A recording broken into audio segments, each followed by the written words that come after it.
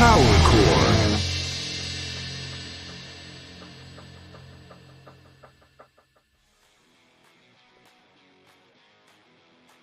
Hi, PowerCar followers. I'm really, really happy and proud to have a really special guest. For me, it's an honor to have a talk with Dennis Lyxzén from Refuse, International Noise Conspiracy, Backengrillen, INVSN, and more.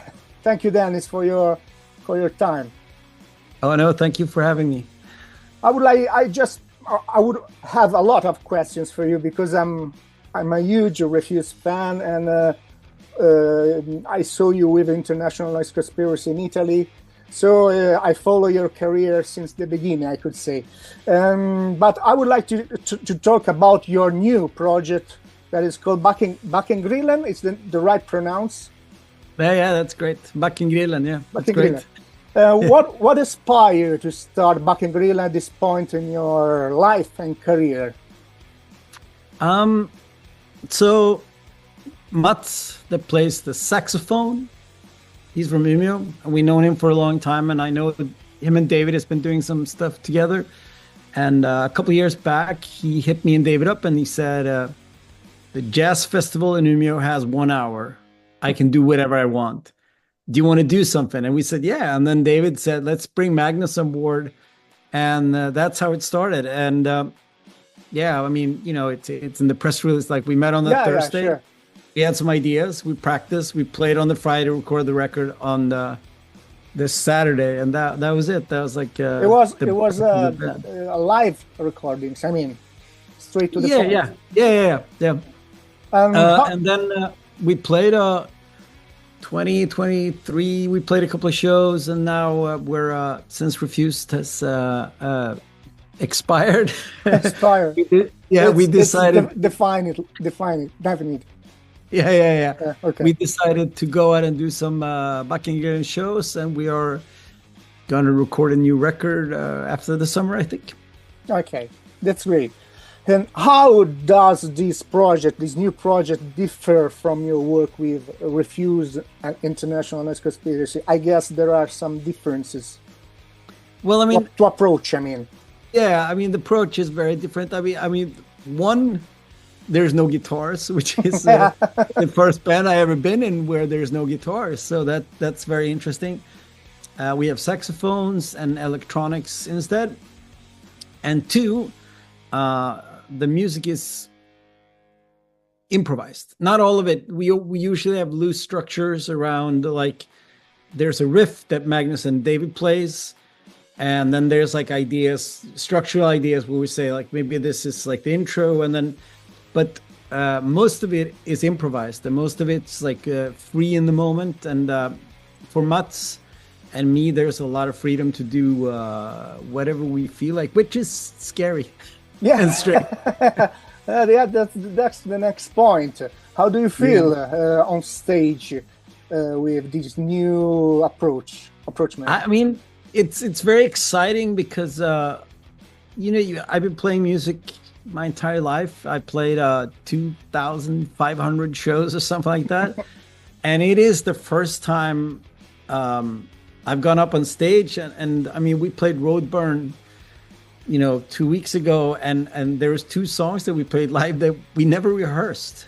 I had some notes scribbled down, and that was it. Then I went up on stage, and I'm like, okay, let's see what we can do. And it's very exciting. And but you face it like a challenge, or yeah. No, it's great. I love to go out on thin ice, so to speak. I love the idea that you challenge yourself, and you're like, I have no idea what's going to happen. And the concept of balancing on the thin, just the idea of balancing between complete failure and complete success is very exciting. Adrenaline, yeah. But then also, I mean, Magnus and David's playing, like, they hold it together, and then we just need to improvise and flow. So I mean, it's usually pretty great, even though I don't know what I'm doing all the time. But it's a brand new challenge, and I mean, And about vocals, you flow, or you have something? I have, for most songs, I have what you could say is a verse and a chorus. Okay. But I mean, usually the song is like 8 minutes long, and then you know, so you have to fit that in and make sure that. But I usually have like a little bit of an idea what I want to do, and I usually have some lyrics written down that I can look at and be like, you know, but you still want that improvised mood of it. You don't want even the songs from the recording that we play live. We try to play them differently. I mean, you have certain parts where you're like, this is where that changes, but that can be 2 minutes or it can be 8 minutes. You know, like, so we try to make every night different. Different. Yeah. And do the lyrics you use with Backengrillen reflect the same political, social urgency you're used to? Yeah, very much. So I mean, they're a bit more improvised and they're a bit more loose structurally, but yeah, I mean, we do have a song on our record called "Socialism or Barbarism." So I guess. And how how they fit with these? Let's call it free jazz punk. I don't know. I mean, I think it fits really well because that whole world is very free and very free in thought and ideas, and I think that to have radical ideas thrown into radical music is very exciting. So I think it fits pretty well.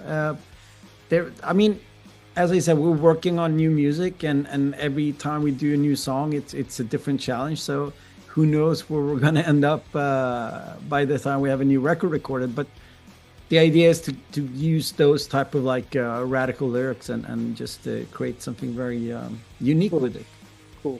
And it's an act of rebellion. I mean, the question is, what does rebellion mean to you in 2026? Yeah, that is a good question that we could probably talk about a whole night. Whole life. I mean, I think for us, being especially, I mean, not Mats, because he does free form music all the time. So for him, Backengrillen is actually quite structured. While for the rest of us, it feels like chaos. But I think for all of us, especially coming from Refused, to be in a band where people can't really sing along, it's not going to be pleasing to the crowd. I mean, I think our ambition is more to be a bit. I mean, we want it to be kind of disgusting and and horrible to listen to.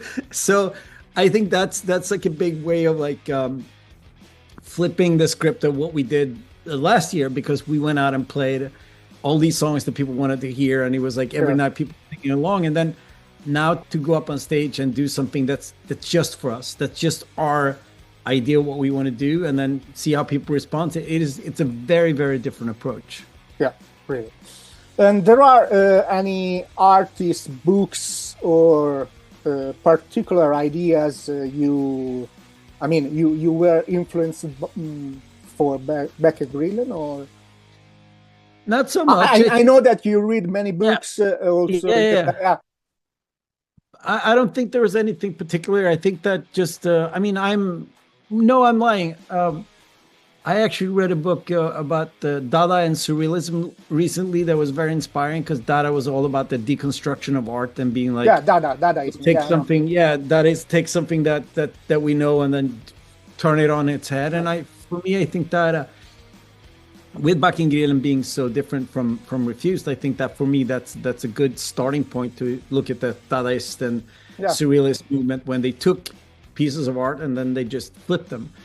So I think that's kind of cool. And I mean, musically, I think that it's funny because the idea is to do some sort of doom metal, but in free jazz, which, because a lot of the riffs are kind of based on if you would play them with the guitar and more conventional, a lot of the riffs are like Black Sabbath-y sort of riffs.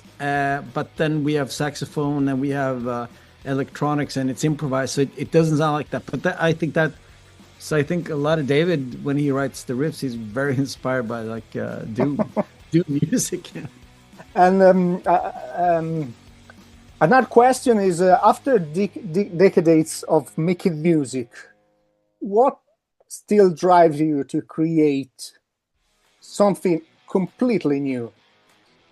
I mean, I think that's it. Like you, after playing music for so long, when you want to move, you want to try new things. I think that I love music. I love music so much. I'm so obsessed with music, and I always want to try new things. Sometimes the new things that I'm trying, maybe it's old for someone else, but I haven't tried it before, so I want to try it. But I mean, it just, I think we're all curious. We're all like artists in our head that we're not. I mean, this is not a slight on Slayer or Bad Religion, but we've never been people that has like a formula. There's like, this is what we are, and now we're just gonna follow that. Like if you look at my discography and David's discography and Matt's discography, we are people that's always tried new things all the time, and I think that's just how we are. And I'm still, as I said, I'm still obsessed with music. Every day I think about music. What do I want to do? What can we do next? And it's quite exciting. Yeah, you feel the urgency of try always something new, and it's great because you do something new and you do it well, in my opinion. So it's great. Yeah. I mean, I try. I mean, that's the cool thing about music too. Like, I've done so many projects and I've tried so many things, and sometimes everybody loves it. Sometimes a couple people love it. You know, that's the beauty of music, because it would be weird if everybody loved everything you did. So it's cool that like it's different for different people. And I mean, you know, I have people come up and say, "Oh, I love Invasion much better than Refused." I'm like, yeah, it's cool. You know, like it's take different. You know, they take different parts of my creative output and they like it more. You know, and I think that's great. That's the way it should be. I have a very personal question, because Shape of Punk to Come is one of the album blew my mind when I was about 20. So it was a good period of hardcore music. I was playing hardcore music, so at the first moment it was something like what they are doing, because I was still fresh from Song to Fan the Flames of Discontent. That it's another great hardcore music, more traditional, let's say so. Yep. Do you realize in this also in the period you were reunited that you did something very important for also people in Italy, for me, like me, because I was in a band that when this album, I'm talking about Shape of Punk to Come, came in our hands, really revolt our lives. I mean, music lives, but not only. Really, I in my living room there's the cover, you know. So it's really important for me. I have, I don't know if you realize this. I'm sorry. No. No, really honest, because from Sweden, I mean, maybe I mean, you went around the world, so maybe you talk with fans, and often they told you this, but it's interesting because this is something that I thought a lot about, like the impact that you leave behind. And I mean, especially now when we decided that we're not going to do Refused anymore, like what does it mean to me and what does it mean to other people? And this whole last year when we did the farewell tour, it was insane because in a lot of ways, as a musician, like Shape of Punk was a short period of my life. You know, we wrote it and recorded it in 1997. It came out in 98. We broke up, and it was like, you know, it was like 2 years of my life. But then that becomes my entire life, because in 20 years we will do an interview and we will talk about Shape of Punk. I know. Because it's no, but it's because the record that resonated with so many people, and it's been crazy this past year because we met so many people that have similar stories. Like, we heard the record, it changed our minds, and it's insane because, you know, when you start playing music, maybe your dream is like, maybe we can put out a record. Like play a show in Stockholm. And I never thought that I would be part of a record that's 27 years after it's recorded, we still talk about it. It's fantastic. And every time people tell me stories like this, I'm like, holy shit, that's insane. Like, you know, and it makes me incredibly proud and happy. And it is such a privilege to be part of that. It's just that I mean, the last thing about it, it's just perfect. It's just musically perfect, lyrically perfect. Also the cover for me is perfect. Thank you. Everything is in the right place. Anyway, it's a great record. You know, it's a great record for me. One of my favorite of all time. So I have some rapid fire questions for you. Okay, please. What's the most underrated punk record ever? Oof. Underrated. That's such a difficult question because that section of records over there. Yeah. You see? I see. That's only my American hardcore records from 1979 to 1989. That's just American hardcore right there. So it's difficult to say, yeah, but let's say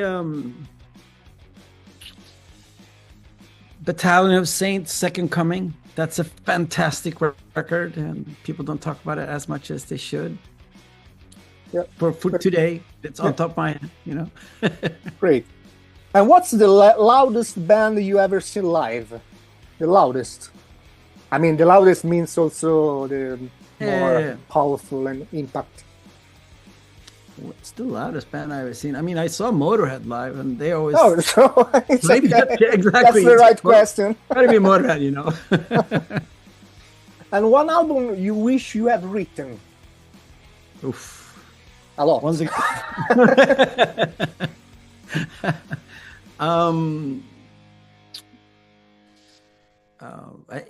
It's almost impossible because there are so many great records where you like, oh, I wish, you know, I thought of that. Or one comes to your mind.